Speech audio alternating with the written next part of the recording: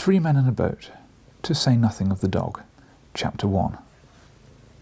3 invalids suffering of George and Harris, a victim to 107 fatal maladies. Useful prescriptions. Cure for the liver complaint in children. We agree that we are overworked and need rest. A week on the rolling deep? George suggests the river. Montmorency lodges an objection. Original motion carried by majority of 3 to 1. There were 4 of us, George and William Samuel Harris, myself and Montmorency. We were sitting in my room smoking and talking about how bad we were. Bad from a medical point of view, I mean, of course. We were all feeling seedy, and we were quite nervous about it. Harris said he felt such extraordinary fits of giddiness come over him at times, and he hardly knew what he was doing. And then George said that he had fits of giddiness too, and hardly knew what he was doing. With me, it was my liver that was out of order. I knew it was my liver that was out of order because I had been reading a patent liver pill circular in which were detailed the various symptoms by which a man could tell when his liver was out of order. I had them all. It is a most extraordinary thing, but I never read a patent medicine advertisement without being impelled to the conclusion that I am suffering from the particular disease therein dealt with in its most virulent form. The diagnosis seems in every case to correspond exactly with all the sensations that I have ever felt.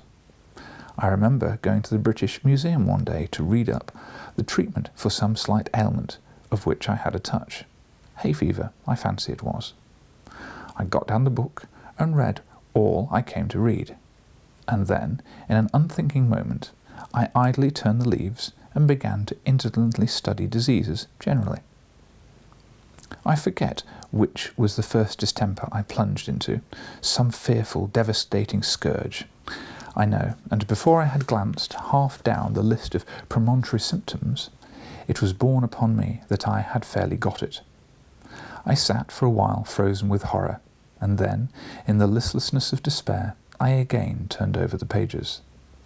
I came to typhoid fever, read the symptoms, and discovered that I had typhoid fever. Must have had it for months without knowing it. Wondered what else I'd got. Turned up St. Vitus dance. Found, as I expected, that I had that too. Began to get interested in my case and determined to sift it to the bottom, and so started alphabetically. Read up ague and learnt that I had a sickening for it, and that the acute stage would commence in about another fortnight. Bright's disease, I was relieved to find, I only had in a modified form, and so far as I was concerned, I might live for years.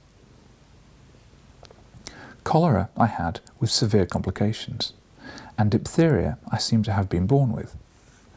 I plodded conscientiously through the 26 letters, and the only malady I could conclude that I had not got was housemaid's knee. I felt rather hurt about this at first. It seemed somehow to be a sort of slight. Why hadn't I got housemaid's knee? Why this invidious reservation? After a while, however, less grasping feelings prevailed.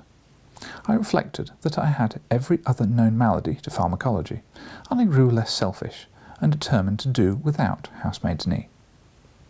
Gout, in its most malignant stage, it would appear, had seized me without my being aware of it, and zymosis I had evidently been suffering from since boyhood. There were no more diseases after zymosis, so I concluded that there was nothing else the matter with me. I sat and pondered. I thought what an interesting case I must be from a medical point of view. What an acquisition I should be to a class. Students would have no need to walk the hospitals if they had me. I was a hospital in myself. All they needed to do would be to walk round me, and after that take their diploma. Then I wondered how long I had to live. I tried to examine myself. I felt my pulse. I could not feel any pulse at all. Then, all of a sudden, it seemed to start. I pulled my watch and timed it. I made it 147 to the minute. I tried to feel my heart. I could not feel my heart. It had stopped beating. I have since been induced to come to the opinion that it must have been there all the time, and must have been beating, but I cannot account for it. I patted myself all over my front, from what I call my waist up to my head, and I went a bit round each side, and a little way up the back, but I could not feel or hear anything. I tried to look at my tongue. I stuck it out as far ever it would go, and I shut one eye and tried to examine it with the other. I could only see the tip, and the only thing I could gain from that was to feel more certain than ever before I had scarlet fever. I had walked into that reading room a happy, healthy man. I crawled out of it a decrepit wreck. I went to my medical man.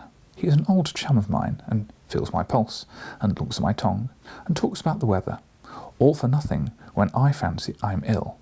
So I thought I would do him a good turn by going to him now. What a doctor wants, I said, is practice, and he shall have me. He will get more practice out of me than 1,700 of your ordinary commonplace patients, with only 1 or 2 diseases each. So I went straight up and saw him, and he said, "Well, what's the matter with you?" I said, "I will not take up your time, dear boy, by telling you what is the matter with me. Life is brief, and you might pass away before I had finished. But I will tell you what is not the matter with me. I have not got housemaid's knee. Why I have not got housemaid's knee, I cannot tell you, but the fact remains I have not got it. Everything else, however, I have got." And I told him how I came to discover it all. Then he opened me, looked down me, clutched hold of my wrist, and then he hit me over the chest when I wasn't expecting it. A cowardly thing to do, I call it. And immediately afterwards butted me with the side of his head. After that, he sat down and wrote out a prescription, and folded it up and gave it to me, and I put it in my pocket and went out. I did not open it. I took it to the nearest chemist and handed it in. The man read it and handed it back. He said he didn't keep it. I said, "You are a chemist." He said, "I am a chemist. If I was a cooperative store and family hotel combined, I might be able to oblige you, but being only a chemist hampers me." I read the prescription. It ran, 1 pound beefsteak with 1 pint bitter beer every 6 hours, 1 10-mile walk every morning, 1 bed at 11 sharp every night. And don't stuff your head with things you don't understand. I followed the directions with the happy result, speaking for myself, that my life was preserved and still ongoing. The present instance, going back to the liver pill circular, I had the symptoms beyond all mistake, the chief among them being a general disinclination to work of any kind. What I suffer in that way no tongue can tell. From my earliest infancy I have been a martyr to it. As a boy, the disease hardly left me for a day. They did not know then that it was my liver. Medical science was in a far less advanced state than now, and they used to put it down to laziness. "Why, you skulking little devil," they would say, "get up and do something for your living, can't you?" Not knowing, of course, that I was ill. And they didn't give me pills. They gave me clumps on the side of the head. And strange as it may appear, those clumps on the head often cured me, for the time being. You know, it is often so with those simple old-fashioned remedies, are sometimes more efficacious than all the dispensary stuff. We sat there for half an hour describing to each other our maladies. I explained to George and William Harris how I felt when I got up in the morning, and William Harris told us how he felt when he went to bed. George stood on the hearthrug and gave us a clear and powerful piece of acting, illustrative of how he felt in the night. George fancies he is ill, but there's never anything really the matter with him, you know. At this point, Mrs. Poppets knocked on the door to know if we were ready for supper. We smiled sadly at each other and said we supposed we had better try to swallow a bit. Harris said a little something in one's stomach often kept the disease in check, and Mrs. Poppets brought the tray in, and we drew up to the table and toyed with a little steak and onions and some rhubarb tart. I must have been very weak at the time, because I know, After the first half hour or so, I seemed to take no interest whatsoever in my food, an unusual thing for me, and I didn't want any cheese. This duty done, we refilled our glasses, lit our pipes, and resumed the discussion upon the state of our health. What it was that was actually the matter with us, none of us could be sure of, but the unanimous opinion was that it, whatever it was, had been brought on by overwork. "What we need is rest," said Harris. "Rest and a complete change," said George. "The overstrain upon our brains has produced a great general depression throughout the system. Change of scene and the absence of the necessity for thought will restore the mental equilibrium. George has a cousin who is usually described in the charge sheet as a medical student, so that he naturally has a somewhat family physicianary way of putting things. I agreed with George and suggested that we should seek out some retired, old-world spot, far from the madding crowd, and dream away a sunny week among the drowsy lanes. Some half-forgotten nook, hidden away by the fairies, out of the reach of the noisy world. Some quaint perched eyrie on the cliffs of time, from whence the surging waves of the 19th century would sound far off and faint. Harris said he thought it would be humpy. He said he knew the sort of place I meant, where everybody went to bed at 8 o'clock and you couldn't get a referee for love or money, and had to walk 10 miles to get your bakey.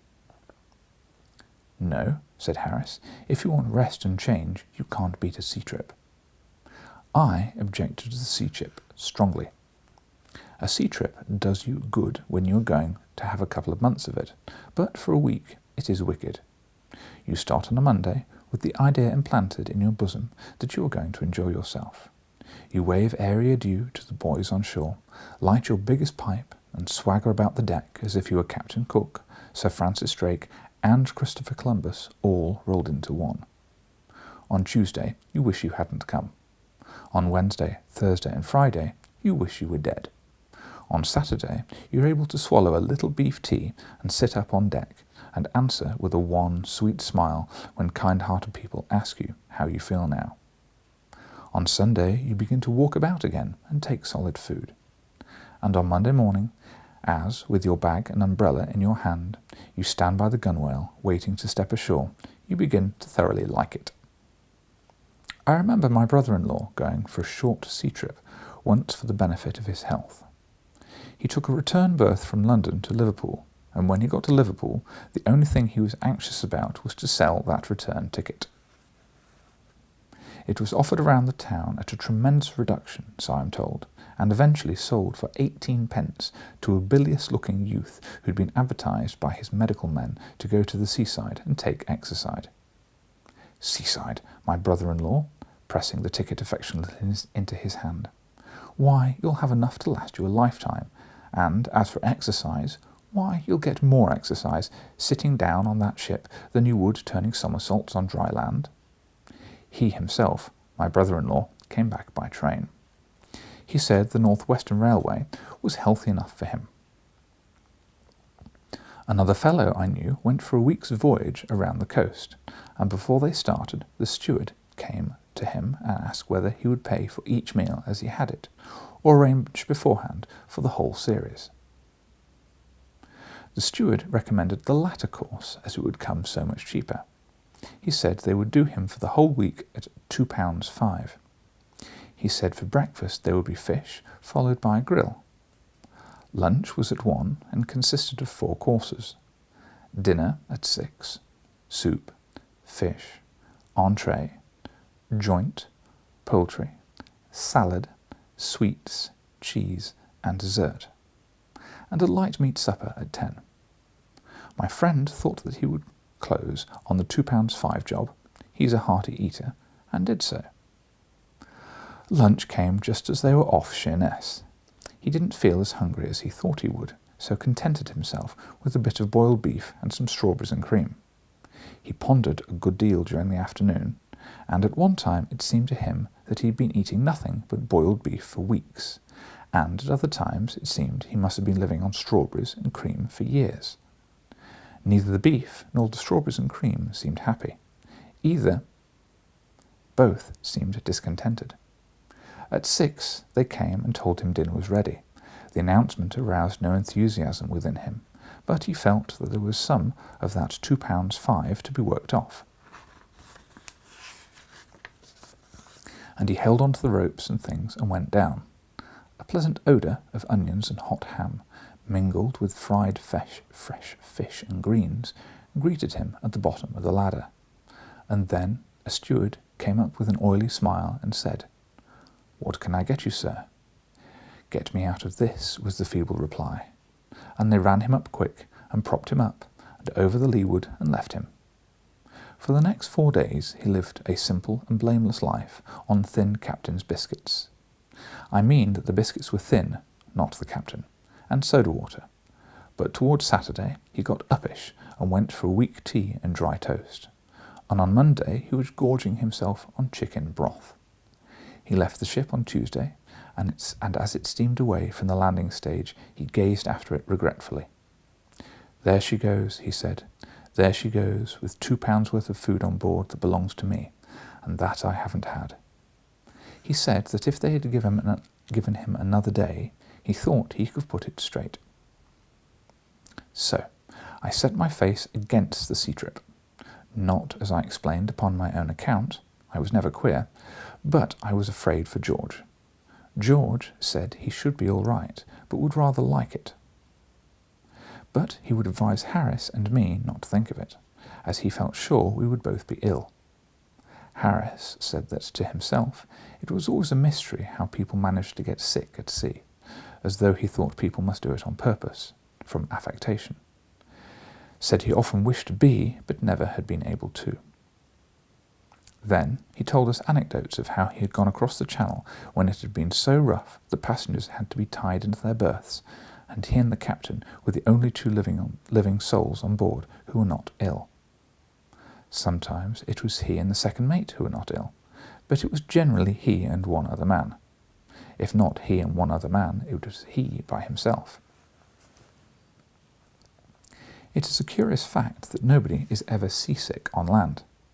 At sea you come across lots of people, very bad indeed, whole boatloads of them, but I have never yet met a man on land who had ever known at all what it was to be seasick.